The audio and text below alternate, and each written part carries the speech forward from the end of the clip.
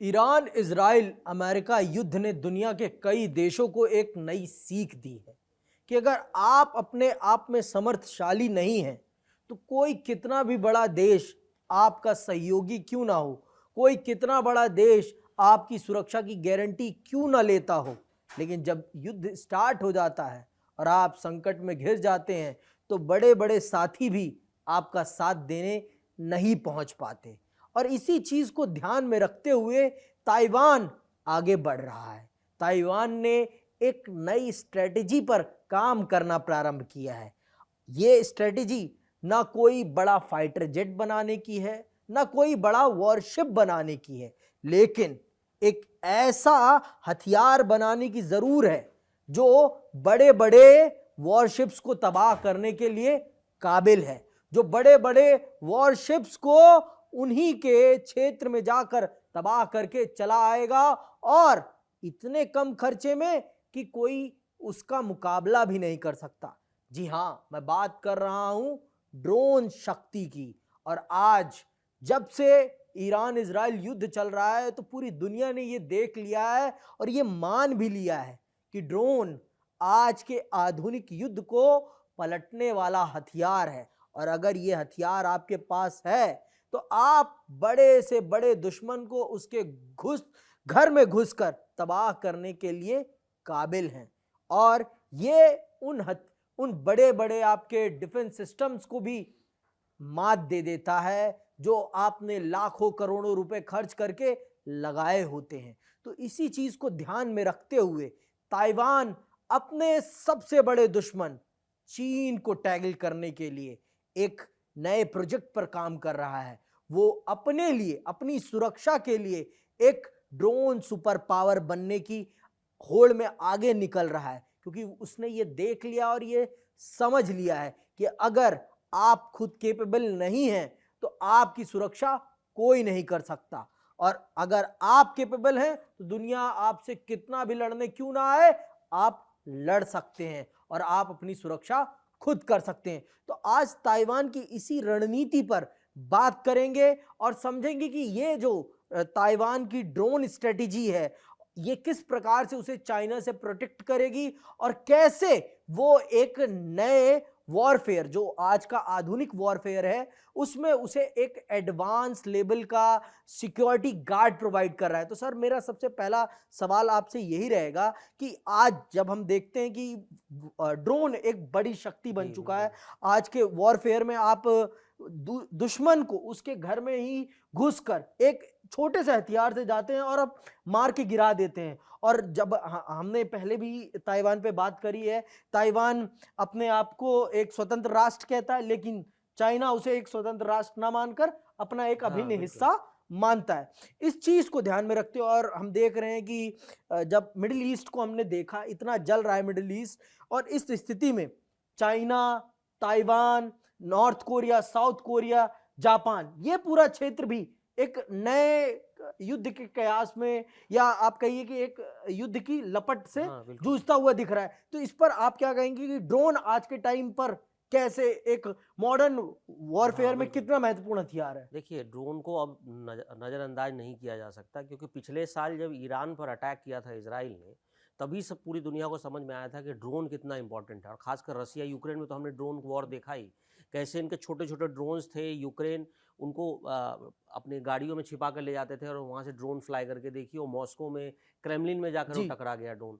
ये सब जो चीज़ें सिनेरियो बदली हैं, और ये छोटे छोटे ड्रोन ये सस्ते होते हैं। ये जाकर कामिकेज ड्रोन है, ये जाकर सीधा गिर जाते हैं और जिस बिल्डिंग का गिरेंगे एक छोटा सा हिस्सा नष्ट करते हैं। आप एयरक्राफ्ट के पे इस्तेमाल कर दो, कहीं भी इस्तेमाल कर दो। ये स्वार्म ड्रोन है। जी। एक साथ आपने 1000 ड्रोन भेज दिया। आपके पास आयरन शील्ड है, अब आप सारे ड्रोन मार नहीं पाते, उसमें 5 से 10 ड्रोन लीक होकर गिरते हैं तो ऐसा लगता है कि कहीं बमबारी हुई, मिसाइल अटैक हुआ। इस तरह का एक परसेप्शन क्रिएट होता है। लेकिन समझना हमें ये होगा कि आखिर ताइवान को ड्रोन बनाने जी। की जरूरत क्यों पड़ गई? क्योंकि ताइवान जो अमेरिका का इतना बड़ा साथी है, समझिए ताइवान को सिलिकॉन शील्ड कहा जाता है। मतलब अगर आयरन शील्ड की हम बात करें तो पूरी दुनिया को सबसे ज़्यादा जो सबसे बेस्ट सेमीकंडक्टर देने वाला ताइवान, अमेरिका का सबसे अहम पार्टी है, उसको ड्रोन बनाने की जरूरत इसलिए पड़ गई है क्योंकि समझिए साउथ कोरिया से अमेरिका ने अपने कुछ डिफेंसिव सिस्टम जो पैट्रियट और थार्ड वहाँ पे डाले हैं उन्होंने, वो निकाल रहे हैं। तो साउथ कोरिया इससे परेशान है, क्योंकि अमेरिका के साथ प्रॉब्लम क्या हो गई, वो हॉर्मोज में फंस चुका है। जी। और उसने देखा कि उसने जिनको जिनको आप देखिए, यूएई को उसने शील्ड दी, कतर को शील्ड दिया, सऊदी अरब को शील्ड दिया। पिछले एक हफ्ते में देखिए क्या हालत हुई। सऊदी अरब का सबसे बड़ा ऑयल फील्ड अरामको पे ईरान ने ड्रोन मार दिया, पूरा फील्ड जल गया। दोहा में अटैक कर दिया।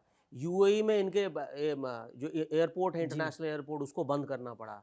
तेल अवीव में इनके ड्रोन अटैक हो रहे हैं। तो इसका मतलब है कि जो ये शील्ड है पूरी तरह से 100% प्रूफ नहीं, ये साबित हो गया। कल को यही स्थिति, अगर कल को अमेरिका ने कहा कि भाई ताइवान हमें सिस्टम की ज़रूरत है, तो हम तुम्हारे यहाँ सिस्टम उठा कर ले जा रहे हैं, ये तो वही बात हो गई कि आपको 4 बॉडीगार्ड दिया किसी ने रक्षा के लिए, मुझे अब जरूरत पड़ गई तो मैंने कहा भाई 3 बॉडीगार्ड मैं ले जा रहा हूँ, तुम एक से काम चला लो। अब ऐसी स्थिति में वो चीन से कैसे भिड़ेगा ताइवान?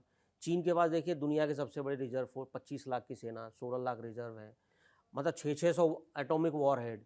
ताइवान के पास 0 वॉरहेड है, छोटा सा देश है ताइवान, पिद्दी सा देश, जब चाहे ताइवान पर कब्जा कर लेगा। अमेरिका की वजह से ये है, लेकिन समझिए जब तक अमेरिका का एक्शन होगा तब तक ताइवान को तो विध्वंस कर देगा, चुका होगा चीन। अब इसीलिए ये चाह रहा है ताइवान की कुछ अपनी सिस्टम डेवलप कर ले, सस्ते सिस्टम डेवलप कर ले, ड्रोन की टेक्नोलॉजी आ जाएगी, कम से कम वो ऐसे युद्ध के हालात में वो कम से कम सामना तो कर सके। लेकिन अब वो कब तक आता है, क्योंकि वो सारे जो हथियार हैं उन्होंने सब अमेरिका से खरीदे हैं, चाहे इनके रिपर MQ-9 ड्रोन हो या इनके पास एल्बाट्रोस ड्रोन है। ये सारे ड्रोन हैं। MQ-9 तो बहुत लंबे रेंज के ड्रोन है, एल्बाट्रोस भी लंबे रेंज के ड्रोन है, लेकिन ये चाह रही है कि छोटे सस्ते ड्रोन बनाए ताकि एक बार में आप 1000 ड्रोन मार सकें। मतलब आज के हम जब बात करते हैं, आज मॉडर्न हाँ। वॉरफेयर है, और हम आपने बहुत सारे ड्रोन्स के नाम बताए, और इन ड्रोन्स ने आज के टाइम पे युद्ध की परिस्थिति को किस बिल्कुल। प्रकार से बदला है, ये तो पूरी दुनिया देख रही है सर। पर ये भी समझने की जरूरत है कि आज जब हम बात करते हैं, अमेरिका अपने आप को विश्व शक्ति कहता है, हाँ। अमेरिका अपने सुपर पावर है दुनिया में, और वो जब ईरान की ताकत को उसने इतना कमजोर कैसे ले लिया, और ड्रोन जो आज सबसे मेन प्लेयर बन के उभर रहा है, हमें पूरे युद्ध में सबसे रोचक कोई हाँ। हथियार दिखा तो वो ड्रोन दिखा। तो अमेरिका के पास ऐसे ड्रोन क्यों नहीं है कि जो ईरान के ड्रोन्स को उस तरह से टक्कर दे सकें? नहीं, देखिए इसमें बड़ा इंटरेस्टिंग फैक्ट है। अभी हाल में मैंने समर डिफेंस एक्सपर्ट से बात की, उन्होंने बहुत इंटरेस्टिंग बात बताई। अमेरिका के पास दुनिया के सबसे घातक ड्रोन, जैसे MQ-9 सुपर रिपर की आप बात करें, 30 घंटे तक लगातार उड़ता है। वो अमेरिका से उड़कर ईरान पर कहीं भी अटैक करके वापस जा सकता है। गार्जियन ड्रोन है, ये सर्विलांस भी करते हैं, अटैक भी करते हैं। इसी ड्रोन का इस्तेमाल इन्होंने किया इराक में, जब वहाँ पे अबू बकर अल बगदादी को मारने के लिए इन्होंने इस्तेमाल किया। उससे पहले इन्होंने उसके बगदादी के जो गुरु थे उसको मारने के लिए इस्तेमाल किया। और इस तरह से ये ड्रोन का इस्तेमाल अमेरिका बहुत अच्छे से कर रहा है। लेकिन एक इंटरेस्टिंग बात ये पता चली कि जब पिछली बार जब अटैक हो रहा था तो कई ऐसे ड्रोन थे जिसको इन्होंने हाईजैक कर लिया ईरान ने। कहा जाता है कि कई ऐसे ड्रोन अमेरिकी ड्रोन थे जिनका इन्होंने चिप चेंज किया है, उनकी फ्रीक्वेंसी चेंज की है, और अब उसी का इस्तेमाल अमेरिका के खिलाफ ये कर रहे हैं और इजराइल के खिलाफ कर रहे हैं। तो ये एक नई टेक्नोलॉजी ईरान ने डेवलप की थी, और पूरी दुनिया ने देखा कि कैसे ईरान ने जो अपने अंडरग्राउंड ड्रोन फैक्ट्री दिखाई थी। तो ये वो सारे ड्रोन हैं जो ईरान ने डेवलप इसीलिए किए थे क्योंकि वो सस्ते हैं। ईरान को भी टेक्नोलॉजी मिली चाइना से, ईरान को भी रसिया से टेक्नोलॉजी मिली, इसलिए उन्होंने ऐसे ड्रोन डेवलप किए जो कि अमेरिका तक पहुंच पाया है। हालांकि अभी उसके पास वैसे ड्रोन नहीं है, लेकिन इजराइल तक तो, तेल अवीव तक तो पहुंच ही रहा है जी। तो इसी हालत में जब अमेरिका के हमला हो रहा है तो इनके पास ड्रोन की भरमार है। सस्ते सस्ते ड्रोन है, $2000 के ड्रोन है, $600 के ड्रोन है। आप जैसे बोलते हैं 2.5 किलो 3 किलो का परमाणु बम जैसे पाकिस्तान मारता था, वैसे इनके पास ड्रोनों की भरमार है। आप ड्रोन भेजो और ड्रोन से हमले करा दो।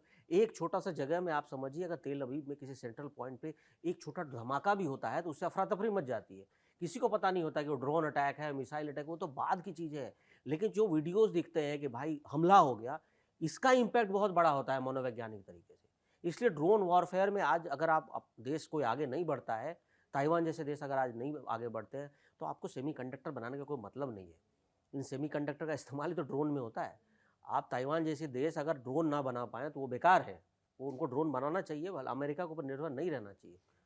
तो मतलब ये मान के चलें कि अगर आपको अपने आप को सुरक्षित करना है तो आपको अपनी सुरक्षा की गारंटी खुद लेनी पड़ेगी।